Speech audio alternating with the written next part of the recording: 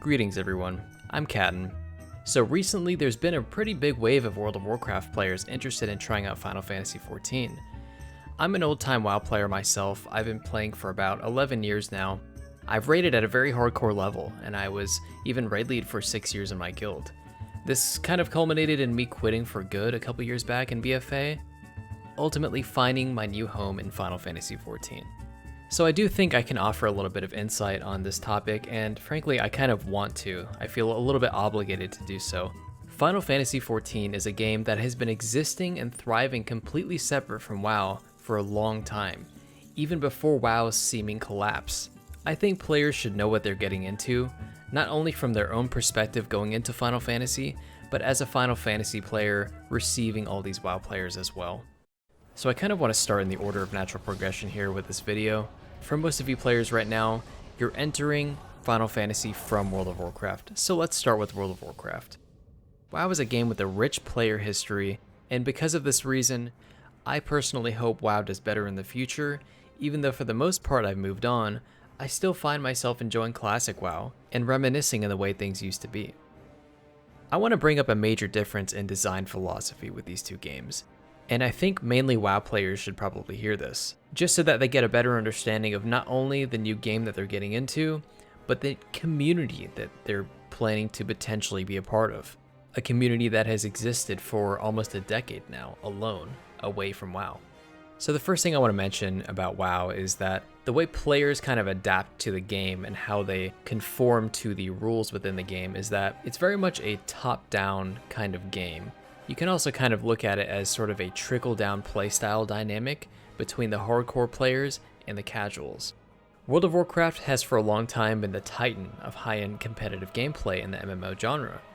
Much of this can be interpreted as a sort of maybe a byproduct of having such a large population, but it really stems from the design philosophy of WoW itself. Ever since the beginning, pretty much, since the end of classic WoW to right now in Shadowlands, WoW has been played in two ways, and two ways pretty much exclusively: raiding or PvP. Every other bit of content, such as gold making, professions, and so on, are there to enable you to raid or PvP. Raiding and PvP are the only two aspects of gameplay that Blizzard has ever really cared about. Evidence of this can be seen by the fixation on esports, which has ultimately, as we all know, been unsuccessful, while the rest of the game, the World of Warcraft, was never really expanded upon, developed further, mainly for the casuals and for the also for the hardcore players. People forget that the hardcore players also need a world, a place to be attached to really feel attached enough to want to get good at the game eventually.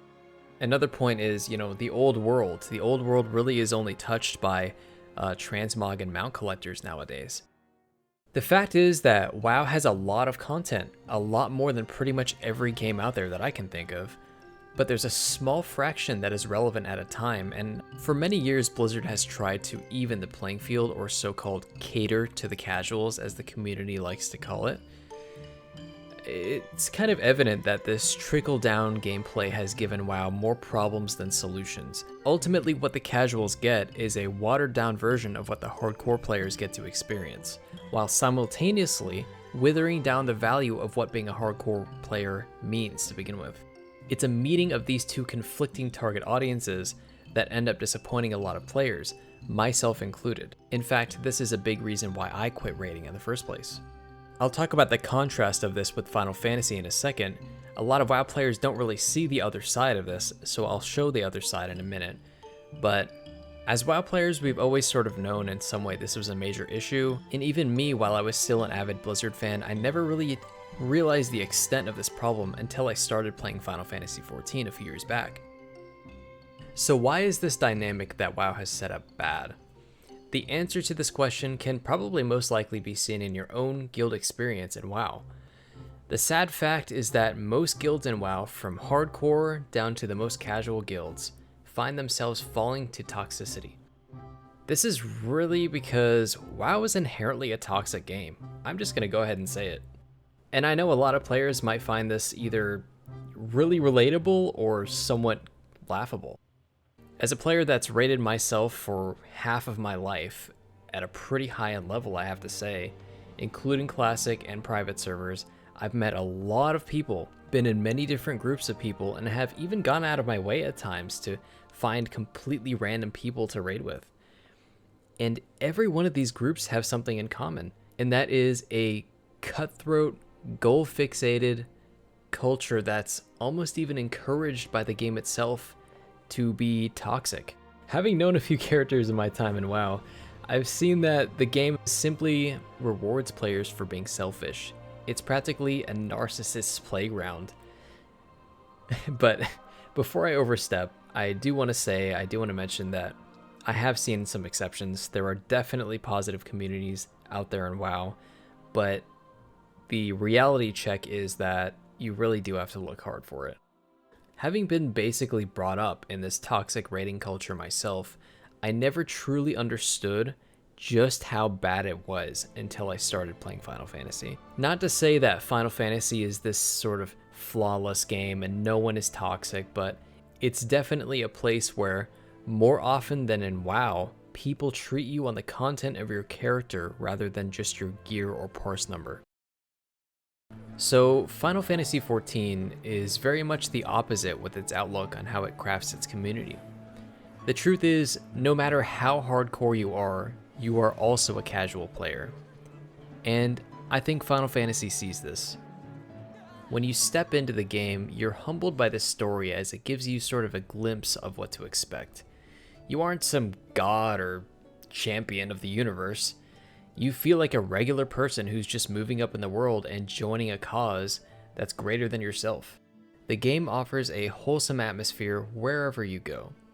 The quests, the crafting, the gathering, the events, ocean fishing, glam collection, hanging out in Limsa.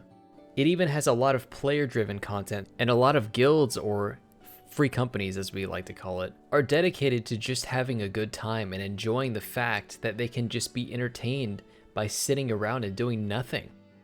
The community is extremely wholesome.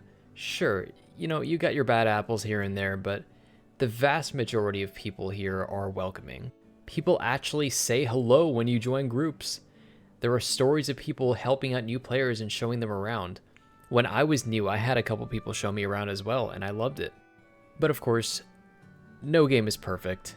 I've come to love this game for everything it does right and all its flaws as well.